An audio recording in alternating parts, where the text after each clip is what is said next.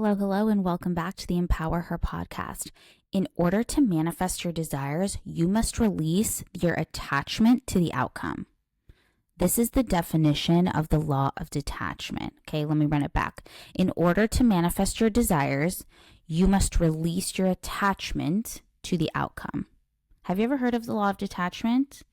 So basically what the law of detachment is, we have lots of laws in our universe. And what this really means is we are letting go of the need to control how or when something happens. And we're trusting the universe, God, source, whatever you believe in, that what you desire will come to you in the right way and at the right time. Okay, so when we're manifesting, right, and this is what I see is the biggest issue and why I wanted to talk about this on the podcast is people manifest, right? I manifest, my clients manifest, my friends manifest. And every time I see, it's like, okay, I'm manifesting this thing, but then I'm stressing out about when it's going to happen, how it's going to happen. And that's actually not going to help you, right? The goal is to detach from the outcome, create that emotional detachment from the outcome. When you do that, this detachment creates space for flow, for freedom, for abundance, right? While if you're actually attached to it emotionally, that often comes with feelings like fear, scarcity, or a need to control the situation, right? So let's talk about why this matters, why detachment matters, why the law of detachment is so important, and then we'll talk about how you can implement this. So as I mentioned, the attachment that you have to something in a very negative way, it blocks your flow. So if you're obsessing over the outcome, right? Like let's say you're manifesting your dream job, right? A lot of my clients are, career coaching clients, they're looking for a new job. So let's say you're manifesting a new job, right? If you are obsessing over the outcome of getting the job, you're creating resistance, right? Grasping that energy, trying to pull on that energy, it actually takes you away from being able to do what you need to do to get the job, like look for roles, apply, interview prep, all of those things, because you're spending so much time and energy worrying about, oh my God, when is this going to happen? Why don't I have a job yet? Blah, blah, blah, blah, blah, right? And while yes, the end goal is still to get a job, you cannot control getting the job. Okay, let me say that again. You cannot control getting a job. You can control only the things that you do. So applying to jobs, searching for jobs, interview prepping, those are the things you can control. You can't control whether someone's going to give you an offer or not. We know that putting in the work is going to get you a job eventually, but we're not focusing on getting the job. We're focusing on all the tasks and tools and strategies that you can implement, that you have control over to get a job. So when you focus on getting a job, it takes you out of the flow, and then you're not focusing on the things that actually matter, right? Versus if you detach yourself from the outcome and allow things to unfold naturally, you're going to get there eventually. It's going to happen, period, right? Another thing that happens is that when you detach, you shift from a scarcity to an abundance mindset, okay? So when you're detached from something, you're saying, I trust what's meant for me won't miss me. And that energy is extremely expansive and magnetic, right? Because again, if you're putting in the work, you're doing all the things to get the job you want, right? Then you trust the universe and say, it's going to happen. I am doing everything I can to get this outcome, and it's going to happen, right? So looking at it that way, I think is really, really important as well. Another thing that happens when you detach is you reduce anxiety and overthinking. And we want to talk about your nervous system in this section. It's very, very important, right? You have your nervous system. Your nervous system can be in fight, flight, or freeze, or rest and digest, right? We want it to be in rest and digest. We want you to have a regulated, calm nervous system. That's the goal. But when you're attached to something, when you're emotionally attached, you're feeling anxious, you're overthinking, you're stressed, your nervous system is going to be in fight or flight or freeze. And when that happens, your brain physically doesn't work at full capacity, which means you're not able to make as logical or sound decisions as if when you were in a state of a regulated nervous system. Okay. So I've talked about this before, but what happens in your brain, right? Fight and flight or freeze is what animals experience when they're getting chased, right, by like another animal. They're in this fight or flight, right? So they run away, they get stressed, right? Literally, blood goes from your brain to your legs to make your legs run faster so that you can get away from this prey. But we as humans have evolved so much, we no longer, well, hopefully you aren't in situations where you have to run away from people. We experience stressful situations in every day. So for us, the tiger chasing us, the hyena chasing us, the lion chasing us is going to give us the same stress response as, oh my gosh, I need a job tomorrow, right? Even though it's really not the same caliber. So what we want to do is detach so that our nervous system can actually calm itself and we're not in that fight or flight, and we do move towards that rest and digest, right? Detachment allows you to calm your mind and body so you can actually receive from a spiritual perspective, from a non-spiritual perspective, so that you can put your energy towards the things that matter in your job search or whatever it is that you're doing to get to your goal. Another thing that's great about detachment is it keeps your identity grounded in the now, right? So again, when we're looking in the future, when we're thinking about the future, that's when we're anxious and stressed, right? But we really want to stay in the now. What is happening right this minute? What is happening in the now, okay? So we really want to get to this point of stop waiting to feel successful, feel loved, feel secure, feel abundant, right? I hear so many of my clients say, "Oh, once I get the job, everything will be great." And I'm like, no, it won't. I know you think it will, but no, it won't, because the same issues you're having now, you're going to have later on in another job. Another job doesn't fix all your problems, just like more money doesn't fix all your problems. It's just going to elevate all of those other issues that you've already had. So it's about focusing on the now and understanding, okay, how can you change your identity? How can you change your beliefs, your feelings, the thoughts that you're thinking in the now so that you are more present?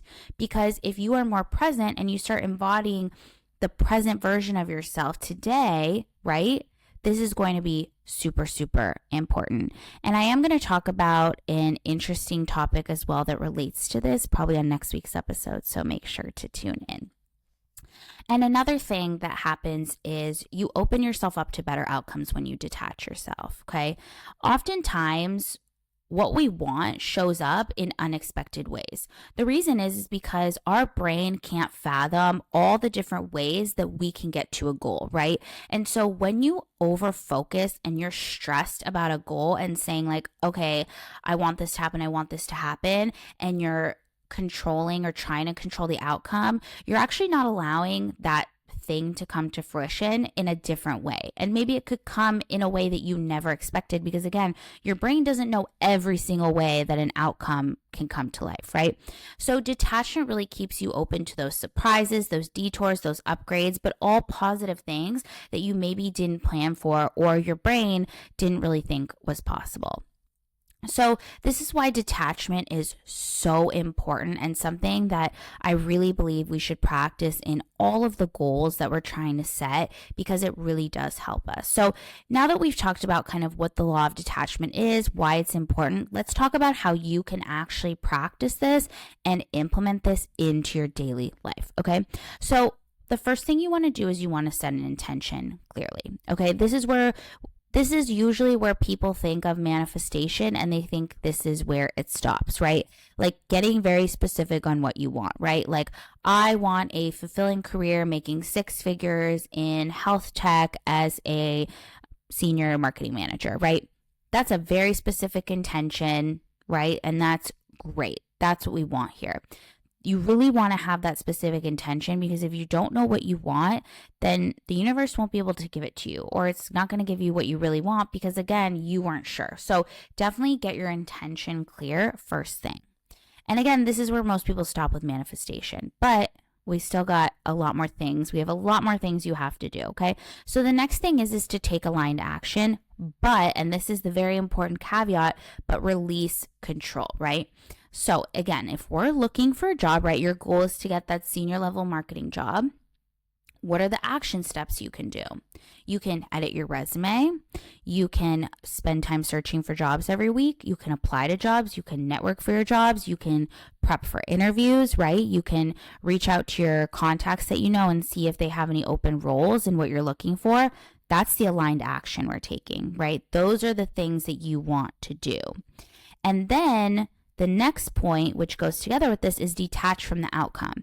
So while you're doing these things, taking the aligned action, don't give a deadline and say, okay, in 2 months, I need a new job. Well, that's not realistic. How do you know when you're going to get an offer? You can't control getting an offer, right? So it's about then detaching from the outcome emotionally instead of obsessing over whether it's working, when it's going to happen, what's going on. You need to affirm to yourself, like, it's already happening. It's in motion. I will get the job I want. I will get the job or something better. It's going to be what I want or something better, right? And instead of chasing it, you're attracting it by putting in the work that you're doing with the aligned action, right?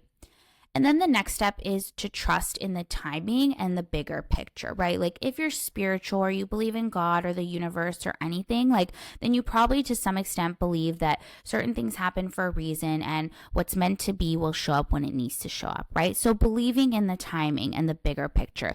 There's been so many things in my life that happened and I was like, oh, that happened later than it should or happened differently, but it happened the way it was supposed to, because if it didn't, maybe I wouldn't have enjoyed it. It wouldn't have had the right outcome, right? Like a good example is I met my husband close to 30 and I didn't have any sort of, stress about meeting someone, and I was happy being single and I wasn't even sure I wanted to get married, but like I didn't meet him, in my early 20s, and I could have easily said like, oh, I'm so sad, I'm so depressed, like I want kids, why haven't I had that? I trusted that it was going to happen when it was meant to, and it did, because I had to heal myself, and I did heal myself for the 2 years before I met him. I was able to heal myself, and then I was able to appreciate him. If I had met him, 2 years earlier, I'm not sure that we would be together, because I wasn't ready to have someone like him in my life. He was very different than the guys I had dated previously. I really had to work on myself and heal myself before I could be open to that. So I'm trusting the timing and the bigger picture. Another good example is I was very unhappy in my corporate job at one point, and I started applying to roles. And there was this one role that I really liked, and I was very interested in the company. It was a fashion company. I'd always enjoyed and liked fashion, and I thought maybe I wanted to get into that. And I got through a couple rounds in the interview, and they ended up rejecting me. And I remember thinking like, oh, it sucked. That was so negative. And it happened right before COVID hit. This was, I think, like November, December. And then COVID happened in the following March. And it was a blessing that it didn't happen, because my job ended up being work from home completely. I was able to get my coaching certification. And then I was able 2 years later to leave my company and do coaching full time. So looking back, I'm really glad that I didn't get that job, because that's not what was meant for me. I was meant to have my own business and to be a coach and not work in communications and marketing like I thought I was going to, right? So that's why it's just important to trust the timing. The next thing you should do is return to presence. And again, this is where we're talking about grounding yourself, really bringing yourself back. So this is where we want to talk about some of those really great tools that we can use: gratitude, grounding, just really getting yourself to a place of stop gripping on the future and stop future tripping, right? Like be here in the now. What is happening today? Whether it's just like, okay, what is the one thing I can do today to get me towards my goal? Stop thinking 10 steps ahead, 30 steps ahead, what's going to happen in 6 months. You don't know. Focus on the presence. And then the way we do this is the next thing, by using affirmations, okay? Using affirmations, nervous system regulation tools, reminders. There's a lot of really great tools that you can use to help yourself detach, right? So affirmations are really great.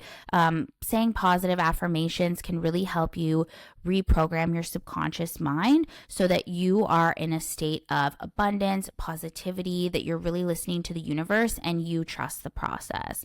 I also love cord cutting exercises. I find a lot of my clients benefit from cord cutting because you cut the energetic cord by which you're attached to either an outcome or a person. Gabby Bernstein has a good one. You just type in Gabby Bernstein cord cutting exercise. I love that one. I've used that personally, trying to let go of exes and, things like that. But it's really good for job attachments as well. So it's really positive. And again, other subconscious reprogramming tools, grounding exercises, like orienting, putting your feet in the grass or the sand, those can really help you to kind of bring yourself back to center and really have that grounding effect. Okay. So I just want to touch on the fact that while we've talked about all this, I've given you all the tools, you have everything you need. I understand that detaching can feel challenging, and I want to normalize it, right? Detachment can feel challenging, especially if you're neurodivergent, especially if you're anxious, especially when you grew up in an environment where safety, equaled control, where you had to make yourself safe by controlling. Your brain might literally feel like detaching is dangerous, right? And I just want you to know that if you're feeling this way, then you're not broken, right? Your nervous system is just trying to protect you. And detaching is not going to happen from one day to the next. This is a process that you're probably going to have to do every day and practice continuously and continuously, right? This is not a personality trait. Detaching is not a personality trait. It is a practice that you're going to implement. So it's something that you can do every single day. The good news about this is, though, because it's not a personality trait, it's something that you can change, that you can work on, that you can actually influence, which is super, super positive. So again, detaching is going to be super important. And it doesn't mean that you don't care about a situation. It doesn't mean that you aren't as obsessed about a situation or not as excited. It just means that you trust more than you fear, right? And another way to kind of reframe this so it doesn't feel so unsafe to those of you who may feel like this is feeling really unsafe. So instead of looking at it like quote unquote letting go of something completely, let's just think of how we could loosen the grip, right? Here's a couple questions you could ask yourself. Can I hold this desire lightly today, right? Can I trust the next step rather than the whole plan? Can we just trust the next step? Can I anchor in who I'm becoming, not just what I want to get? So thinking from a place of who am I becoming rather than just like the job, like who am I becoming in this process, right? So again, this is where we can create that detachment, detach from the outcome. I really like the idea of having an alter ego, which can be super helpful. I will be talking about this soon on an episode. So again, stay tuned. But I think that it's really important to have these, right? Because again, detachment is the key to fulfillment. It's the key to manifesting your dreams. And it's the key to reaching your goals without having that burnout, without getting your nervous system so dysregulated, without having that fear and constant anxiety. Okay, so the question is are you ready to start detaching? I hope you liked this episode. If you did, please give it a 5-star review. I really, really appreciate it. And it helps boost the podcast so I can keep making great episodes for you all.